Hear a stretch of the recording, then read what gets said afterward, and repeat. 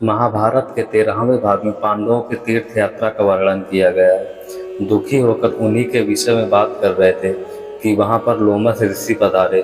धर्मराज युधिष्ठिर ने उनका यथोचित आदर सत्कार करके उच्चासन प्रदान किया।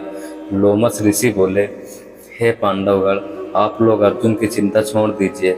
मैं अभी देवराजेंद्र की नगरी अमरावती से आ रहा हूँ। अर्जुन वहाँ पर सुखपूर्वक निवास कर रहे हैं। उन्होंने भगवान शिव एवं अन्य देवताओं की कृपा से दिव्य तथा अलौकिक अस्त्र शस्त्र तथा चित्रसेन से नृत्य संगीत कला की शिक्षा भी प्राप्त कर लिया है। वे अब निवात और कवच नामक असुरों का वध करके ही यहाँ आएंगे। देवराज इंद्र ने आपके लिए यह संदेश भेजा है कि आप पांडवगण अब तीर्थ यात्रा करके अपने आत्मबल में वृद्धि करेंगे। देवराजेंद्र के दिए गए संदेश के अनुसार युधिष्ठिर अपने भाइयों पुरोहित धौम्य लोमस ऋषि आदि को साथ लेकर तीर्थ यात्रा के लिए चल पड़े। वे लोग नैमिषारण्य, कन्या तीर्थ, अश्व तीर्थ, गौ तीर्थ आदि में दर्शन स्नान आदि करते हुए अगस्त ऋषि के आश्रम आ पहुंचे। लोमस ऋषि ने उस आश्रम की प्रशंसा करते हुए बताया, हे धर्मराज, यह अगस्त मुनि एवं उनकी धर्मात्मा पत्नी लोपामुद्रा की पवित्र तपस्थली है। एक बार अगस्त मुनि यहाँ घूमते हुए पहुंचे तो उन्होंने एक गड्ढे में अपने पूर्वजों को उल्टे लटकते देखा। अगस्त मुनि के द्वारा उनके इस प्रकार के लटकने का कारण पूछने पर पूर्वजों ने बताया कि हे पुत्र, तुम्हारे निसंतान होने के कारण हमें यह नरक कुंड मिला है। इसलिए शीघ्र अपना विवाह कर पुत्र उत्पन्न करो, जिससे हमारा उद्धार हो। पितृगणों की बात से दुखी होकर अगस्त एक सुयोग्य पत्नी की खोज में निकले और विदर्भ देश की राजकुमारी लोपामुद्रा से विवाह कर लिया। जब अगस्त मुनि ने लोपामुद्रा के सौंदर्य पर मुग्ध होकर पुत्रोत्पत्ति की अभिलाषा से उसे अपने पास आने के लिए कहा तो लोपामुद्रा बोली कि हे स्वामी, मैं राजकुमारी हूँ, इसलिए आपका मेरे साथ समागम भी रजोचित ढंग से होना चाहिए। पहले आप धन की व्यवस्था करके मेरे और स्वयं के लिए सुंदर वस्त्र तथा स्वर्ण आभूषण लेकर आइए।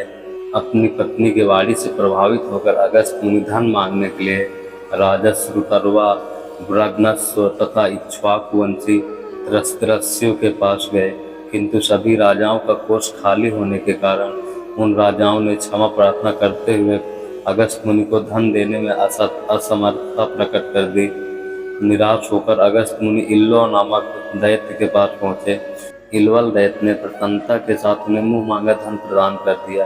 धन प्राप्त करके अगस्त मुनि ने अपने पत्नी की इच्छा पूर्ति की और दृढ़स्यु नामक पुत्र उत्पन्न किया। कालांतर में यह तीर्थ स्थान अगस्त आश्रम के नाम से प्रसिद्ध हुआ।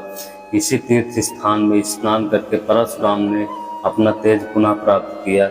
इसलिए हे युधिष्ठिर, यहाँ स्नान करके आप दुर्योधन के द्वारा छीने गए अपने तेज को पुनः प्राप्त कीजिए। लोमस ऋषि के आदेश अनुसार वहाँ स्नान पूजा आदि करके युधिष्ठिर ने लोमस ऋषि से पूछा, हे प्रभु, कृपा करके यह बताइए कि परशुराम निस्तेज कैसे हुए थे। लोमस ऋषि ने उत्तर दिया, धर्मराज, दशरथ नंदन श्री राम जब शिव जी के धनुष को तोड़कर सीता जी से विवाह कर अपने पिता, भाइयों, बरातीगढ़ आदि के साथ अयोध्या लौट रहे थे तो एक बड़े जोरों की आंधी आई, जिससे वृक्ष पृथ्वी पर गिरने लगे। तभी राजा दशरथ की दृष्टि भृगुकुल के परशुराम पर पड़ी। उनकी वेशभूषा बड़ी भयंकर थी। तेजस्वी मुख पर बड़ी बड़ी जटाएं बिखरी हुई थी। नेत्रों में क्रोध की लालिमा थी। कंधे पर कठोर फरसा तथा हाथों में धनुष बाण थे। ऋषियों ने आगे बढ़कर उनका स्वागत किया और इस स्वागत को स्वीकार करते हुए श्री रामचंद्र से बोले, दशरथ नंदन राम, हमें ज्ञात हुआ है कि तुम बड़े पराक्रमी हो और तुमने शिव जी के धनुष को तोड़ डाला है और उसे तोड़कर तुमने अपूर्व ख्याति प्राप्त की है। मैं तुम्हारे लिए एक अच्छा धनुष लाया हूँ। यह धनुष साधारण नहीं है, जमदग्नि कुमार परशुराम का है। इस पर बाण चढ़ाकर तुम अपने शौर्य का परिचय दो।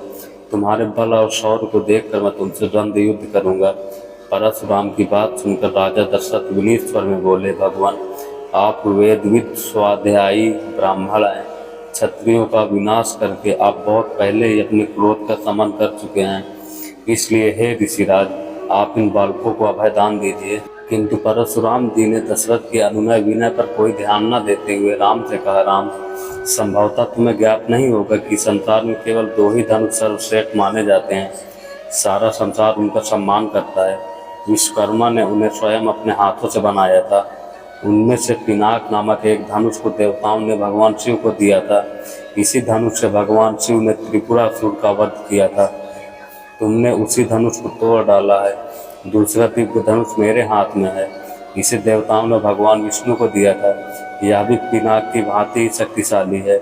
विष्णु ने भृगुवंशी ऋचि मुनि को धरोहर के रूप में वह धनुष दे दिया। वंशानुवंश रूप से यह धनुष मुझे प्राप्त हुआ है। अब तुम एक क्षत्रिय के नाते इस धनुष को लेकर इस पर बाढ़ चढ़ाओ और सफल होने पर मेरे साथ द्वंद्व युद्ध करो। परशुराम के द्वारा बार बार ललकारे जाने पर रामचंद्र बोले, हे भार्गव, मैं ब्राह्मण समझकर आपके सामने विशेष बोल नहीं रहा हूँ, किंतु आप मेरी इस विनशीलता को पराक्रमहीनता एवं कायरता समझकर मेरा तिरस्कार कर रहे हैं। लाइए धनुष बाण मुझे दीजिए। यह कहकर उन्होंने झपटते हुए परशुराम के हाथ से धनुष बाण ले लिए। फिर धनुष पर बाण चढ़ाकर बोले, हे भृगुनंदन, ब्राह्मण होने के कारण आप मेरे पूज्य हैं, इसलिए इस बाण को मैं आपके ऊपर नहीं छोड़ सकता। परंतु धनुष पर चढ़ने के बाद यह बाण कभी निष्फल नहीं जाता, इसका कहीं न कहीं उपयोग करना ही पड़ता है। इसलिए इस बाण के द्वारा आपकी सर्वत्र शीघ्रता पूर्वक आने जाने की शक्ति को नष्ट किए देता हूँ। श्री राम जी की यह बात सुनकर शक्तिहीन से हुए परशुराम जी विनय पूर्वक कहने लगे, बाण छोड़ने से पूर्व मेरी एक बात सुन लीजिए।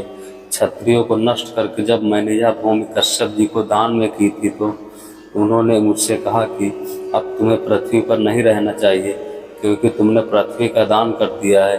तभी से गुरुवर कश्यप जी की आज्ञा का पालन करता हुआ मैं कभी रात्रि में पृथ्वी पर निवास नहीं करता। अतः हे राम, कृपा करके मेरी गमन शक्ति को नष्ट मत करो। मैं मन के समान गति से महेंद्र पर्वत पर चला जाऊंगा।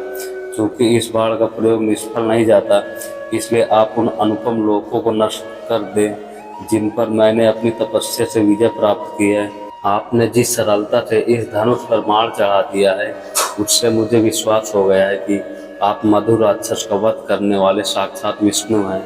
परशुराम की प्रार्थना को स्वीकार करके राम ने बाण छोड़कर उनके द्वारा तपस्या के बल पर अर्जित किए गए समस्त पुण्य लोकों को नष्ट कर दिया और इससे परशुराम जी निस्तेज हो गए। फिर परशुराम जी तपस्या करने के लिए महेंद्र पर्वत पर चले गए। वहाँ उपस्थित सभी ऋषि मुनियों सहित राजा दशरथ ने रामचंद्र जी की भूरी भूरी प्रशंसा की। तो दोस्तों, ये महाभारत के इस भाग की कथा यहीं पर समाप्त होती है। अगले भाग की कथा को सुनने के लिए हमारे चैनल को सब्सक्राइब कर लेना और साथ ही साथ बेल आइकन को प्रेस कर देना, ताकि जब भी हम अगला वीडियो डालें तो उसका नोटिफिकेशन सबसे पहले आप तक पहुँचे। तो दोस्तों, फिर से मिलते हैं नए वीडियो के साथ।